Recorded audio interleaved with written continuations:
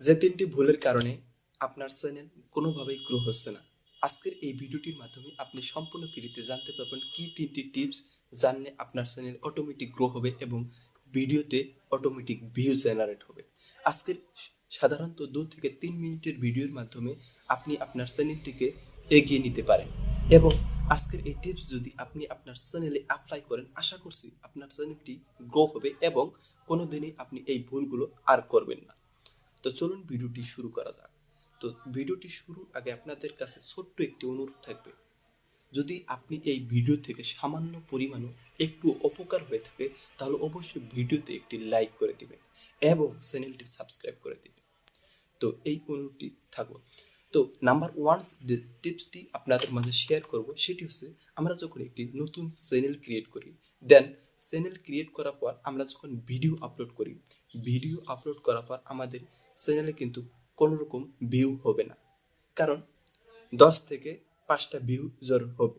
এরপর কোনোভাবেই আমাদের দেখা গেল চ্যানেলে কোনোভাবে ভিউ হচ্ছে না। এক্ষেত্রে আমাদের করণীয়, অর্থাৎ এক্ষেত্রে আমরা কি করি, এক্ষেত্রে আমরা নিজের ভিডিও নিজে দেখি। নিজের ভিডিও নিজে দেখার জন্য আমাদের চ্যানেলটি কোনোভাবেই গ্রো হবে না, অর্থাৎ চ্যানেলটি ফ্রিজ হয়ে যাবে। এই ফ্রিজ হওয়ার কারণ হচ্ছে আমরা নিজের ভিডিও নিজে দেখি, নিজের চ্যানেলের ভিডিও নিজে দেখি এবং আরেকজনের মোবাইল ওয়াইফাই কানেক্ট করে, অর্থাৎ হটস্পট ওয়াইফাই কানেক্ট করে আরেকজনের মোবাইল দিয়ে আমরা নিজের ভিডিও নিজে দেখি। এক্ষেত্রে কিন্তু ফ্রিজ হয়ে যাবে চ্যানেলটি। তো ফ্রিজ হওয়া চ্যানেল কিন্তু ফিরিয়ে আনা অনেক কষ্টসাধ্য। তো এই ফ্রিজ মানে হচ্ছে, আপনার ভিডিও যদি আপনি নিজে দেখেন সেক্ষেত্রে ইউটিউব অ্যালগরিদম সেই চ্যানেলটিকে ফ্রিজ করে দেয়, ডাউন করে দেয়। তো এই ডাউন চ্যানেল কিন্তু ফিরিয়ে আনা অনেক কষ্ট হয়ে যাবে। তো আশা করছি নাম্বার 1 টিপস আপনাদের মাঝে শেয়ার করার পর যে এটি বুঝতে পেরেছেন যে নিজের ভিডিও নিজে দেখা আর যাবে না। নাম্বার 2 যে টিপসটি আপনাদের মাঝে শেয়ার করব সেটি হচ্ছে যে ভিডিও আপলোড করার পর, অর্থাৎ ভিডিও আপলোডের টাইমটা আমাদের নির্ধারণ করতে হবে। আপনি যে টাইমে ভিডিওটি আপলোড করে যাচ্ছেন সেই টাইমে আপনার দর্শক আপনার ভিডিওটি দেখবে কিনা সেই সময়টি নির্ধারণ করে আপনি ভিডিও আপলোড করে নেবেন।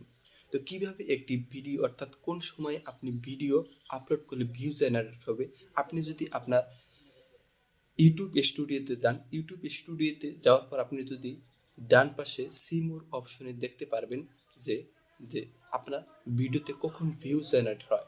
তো একটি ভিডিও আপলোড করার পর আপনি দেখতে পারবেন কোন সময় আপনার ভিডিওতে বেশি ভিউ হয়, ঠিক সেই সময় আপনি ভিডিও আপলোড করে নিতে পারেন।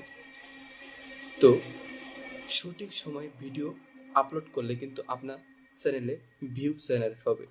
এবং নাম্বার 3 যে টিপসটি আপনাদের মাঝে শেয়ার করব সেটি হচ্ছে যে আমরা একটি চ্যানেল তৈরি করার পর সাব করি, সেক্ষেত্রে আমাদের চ্যানেল কিন্তু ফ্রিজ হয়ে যাবে। এক্ষেত্রে চ্যানেল কিন্তু ডাউন হয়ে যাবে, কারণ সাব করার জন্য আমাদের চ্যানেলটি ফ্রিজ হওয়ার কারণ হচ্ছে যে আমরা যে সাব করলাম, সেই সাব করার পর কিন্তু সেই যে জিমেলটি দিয়ে আমরা সাব করলাম সেই জিমেল দিয়ে কিন্তু আপনার ভিডিওটি দেখা হবে না। সেক্ষেত্রে সেই দর্শক আপনার ভিডিওটি দেখবে না, অর্থাৎ আপনি যে জিমেলটি দিয়ে সাব করলেন সেই দর্শক আপনার ভিডিওটি দেখতে ইন্টারেস্ট নয়, কারণ সে আর কোনোদিনই আপনার ভিডিওটি দেখবে না। তো এই সাব করার ক্ষেত্রে আপনার আমার চ্যানেলটি গ্রো হবে না। তো 3 নম্বর যে টিপসটি আপনাদের মাঝে শেয়ার করলাম সেটি হচ্ছে সাব করা যাবে না এবং আপনার ভিডিও আপলোড করার নির্ধারিত একটি টাইম নির্বাচন করতে হবে।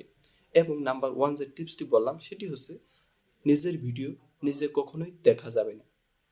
তো এই 3টি টিপস আপনাদের মাঝে শেয়ার করলাম। তো একটি ফ্রি টিপস হচ্ছে যে আপনার চ্যানেলে ভিউ আনার ক্ষেত্রে এটি খুবই কার্যকরী ভূমিকা পালন করবে। সেটি হচ্ছে, আপনি যখন ভিডিও আপলোড করলেন, ঠিক ভিডিও আপলোড হওয়ার পর আপনি 30 মিনিট পর সেই ভিডিওটি পাবলিশ করবেন। কারণ আপনি যদি ধরুন 30 মিনিট আগে পরে, অর্থাৎ আপনি যদি 10টার সময় ভিডিও আপলোড করেন, সেই ভিডিওটি আনলিস্ট করে আপনি আধা ঘন্টা পর, অথবা সেই ভিডিওটি টাইটেল ডেসক্রিপশন ট্যাগ সম্পূর্ণ করে দেন, সেটিকে পাবলিশ না করে আনলিস্টেড করে রাখবেন। আনলিস্টেড করার পর আপনি 1 ঘন্টা অথবা আধা ঘন্টা পর সেই ভিডিওটি আপলোড করবেন, সেক্ষেত্রে কিন্তু ভিউ আপনার চ্যানেলে অনেক বেশি হবে। তো এই একটা টিপস আপনি আপনার চ্যানেলে অ্যাপ্লাই করে দেখতে পারেন ভিউ হয় কি না। যদি চ্যানেলে আপনার ভিউ হয় তাহলে অবশ্যই আমাকে কমেন্টে জানিয়ে দেবেন, আর যদি নাও হয় তাও বলে দেবেন। তো আশা করছি আপনাদের ভিডিওটি খুবই উপকারে এসেছে।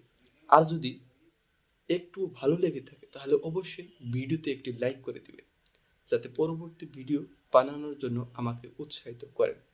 তো ধন্যবাদ। আজকের এই ভিডিওটি দেখে আপনাদের মাঝ থেকে আমি বিদায় নিচ্ছি, মোহাম্মদ আলমগীর হোসেন। ধন্যবাদ সবাইকে।